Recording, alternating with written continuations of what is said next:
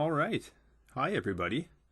Welcome to the first online lesson for the new Penn High Physics 11.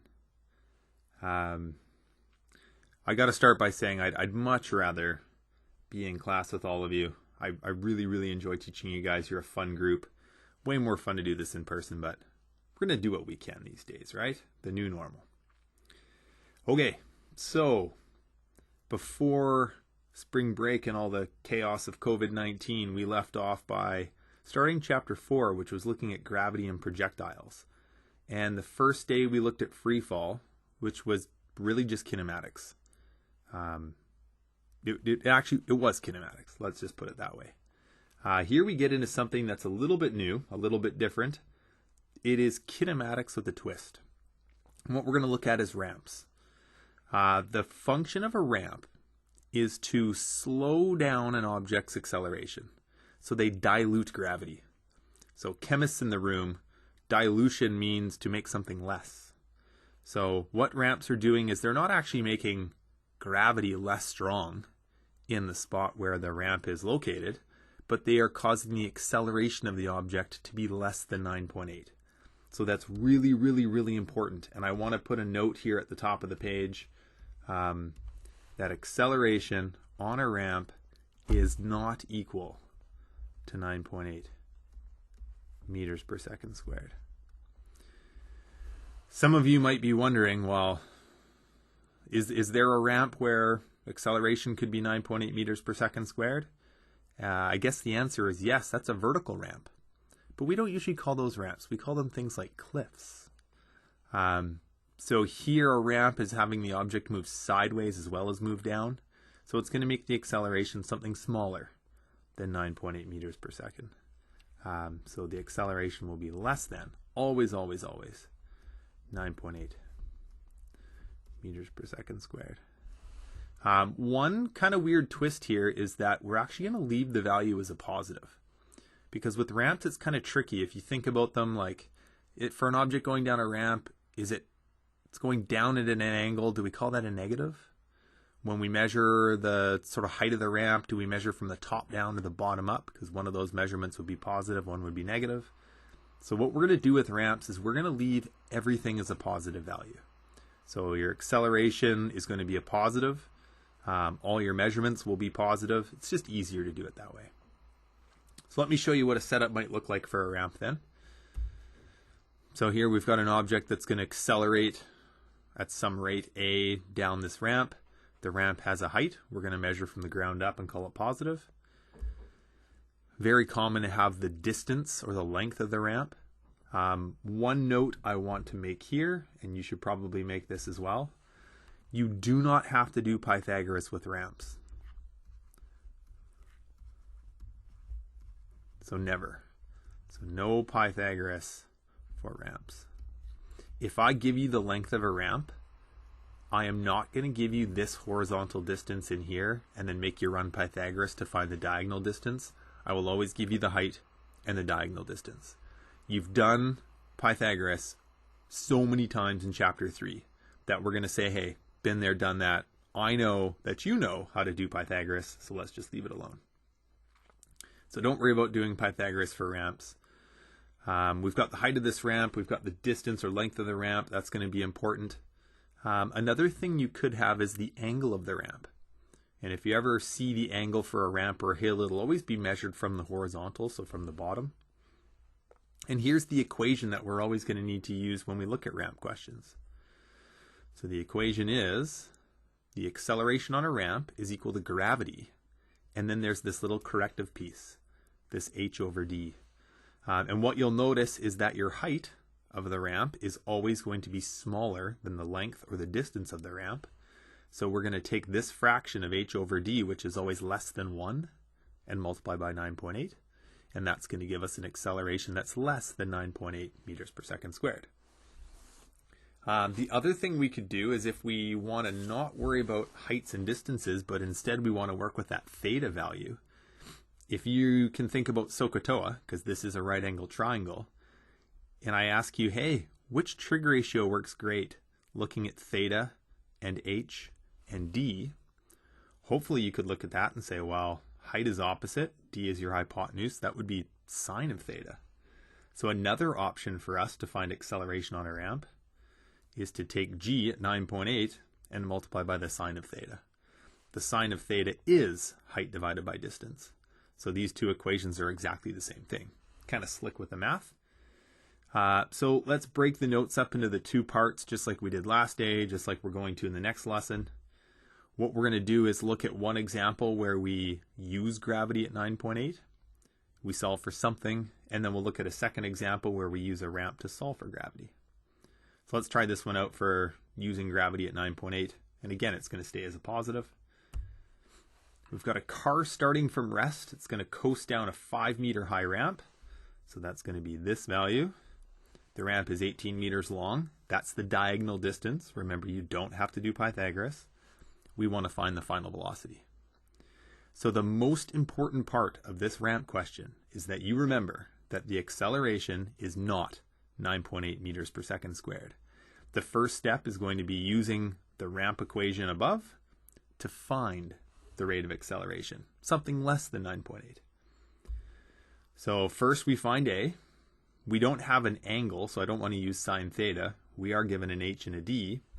And it turns out if you take 9.8 and you multiply by 5 divided by 18, you indeed get a number less than 9.8 meters per second squared.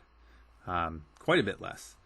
And you can see I ran lots of sig figs in that number. That's because this is not a final answer. It's just sort of middle of the road. So I want to avoid any rounding issues by taking lots of sig figs. So there's your rate of acceleration on this ramp, something less than 9.8. And now you're asked to find VF. Hopefully you look at that and you go, hey, that sounds like a kinematics question. And it is. We've done this one extra step to find the rate of acceleration. And now we simply switch over into kinematics. So this has been there, done that. We'll roll through this really fast. There's all your values. Coast down the 18-meter long ramp. We just found the acceleration. We want the final velocity. It started from rest. We didn't have our stopwatch. And you go and you pick an equation off your formula sheet. The formula sheet is available in the All Resources folder on the website if you need it.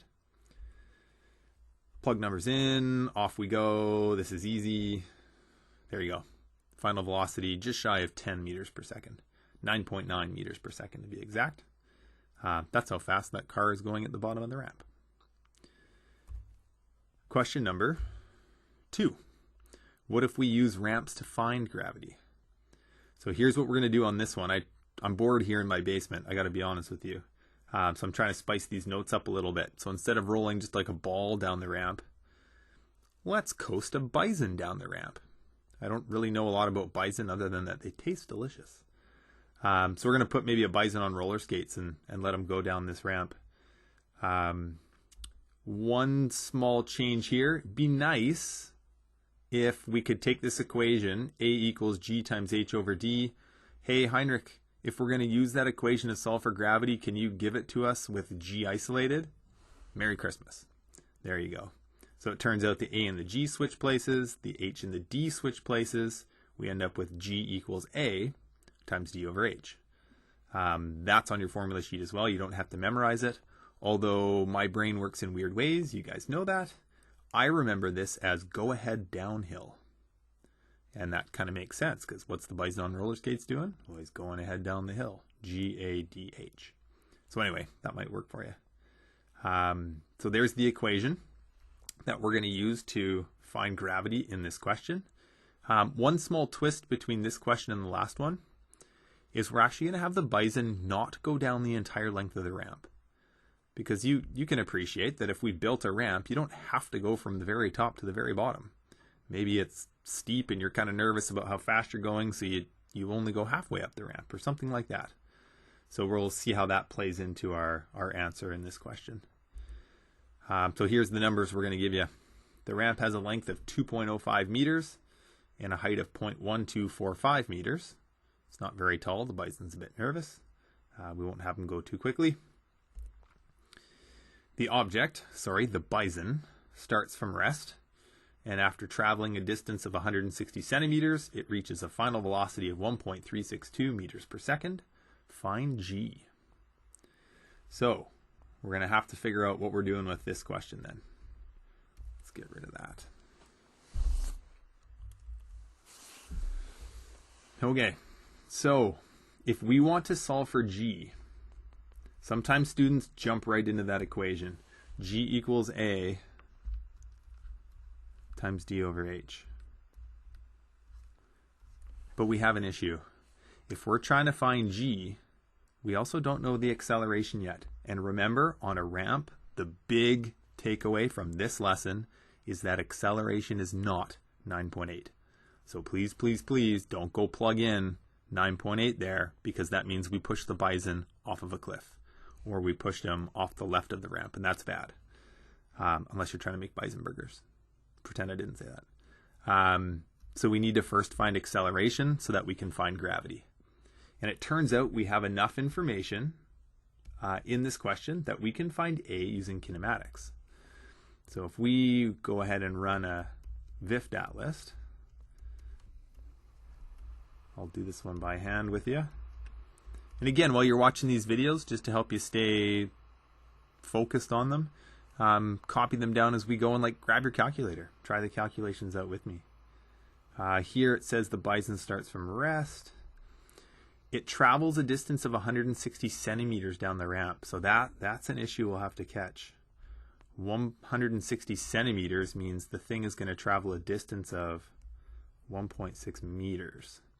So watch that in the questions. Gives us a final velocity of 1.362 meters per second. We need to first find acceleration before we can find gravity. So again, feel free to check that all resources folder to look at your formula sheet if you didn't bring one home with you. We need an equation that doesn't have t. Vf squared equals vi squared plus 2ad. Plug in the information we've got.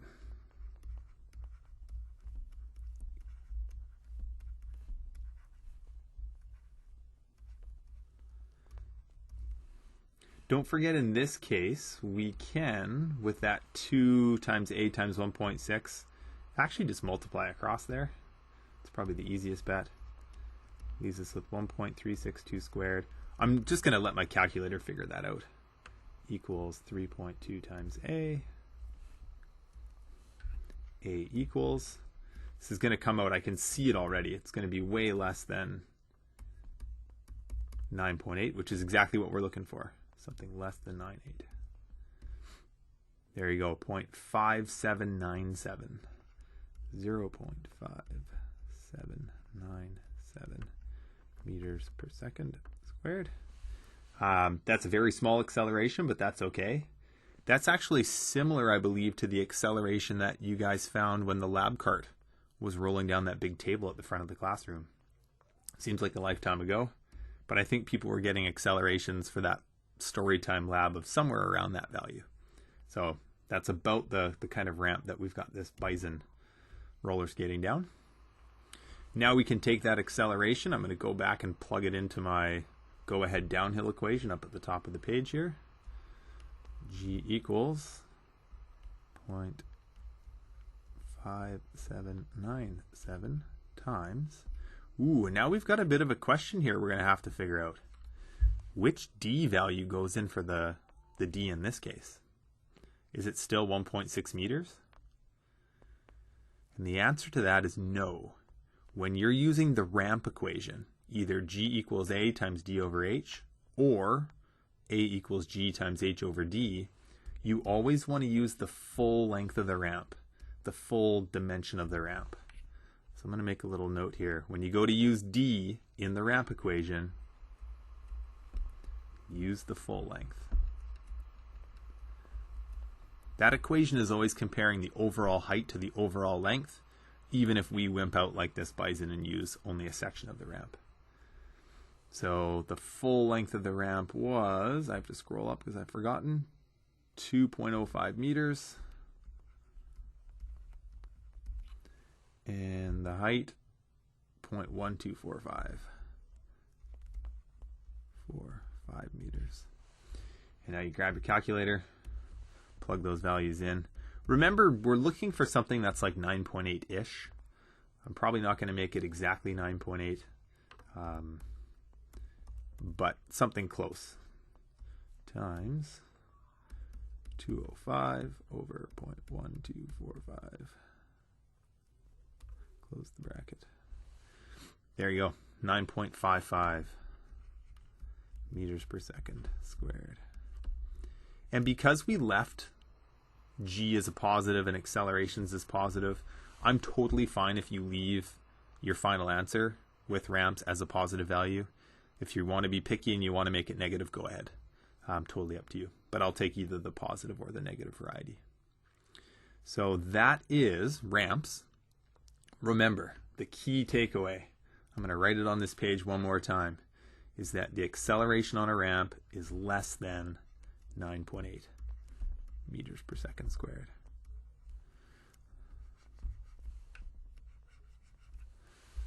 No free fall here, no pushing things off of cliffs. We're going to let them accelerate slower down some kind of ramp. So the practice questions that go with this lesson, again, you can check the chapter outline. If you didn't bring it home, it's in that all resources folder. The questions that go with today's lesson are number 7 through 12 on worksheet 1, which is right here. Hopefully you can see that. We assigned questions 1 through 6 just before the break. And then you're looking at these ramp questions 7 through 12. You will find solutions in the solutions folder. I've also got what you would normally have is the answers on the back of the blue chapter outlines. That is in the all resources folder as well. If you have any issues finding stuff, just fire me an email. But give numbers 7 through 12 a try. See if you can get ramps to work. Thanks for getting through this first lesson. This is going to be the new normal. I think we'll be just fine. And I hope to touch base with you guys soon at the first Zoom session. Check your email for the schedule as to when that will happen. Take care, everybody.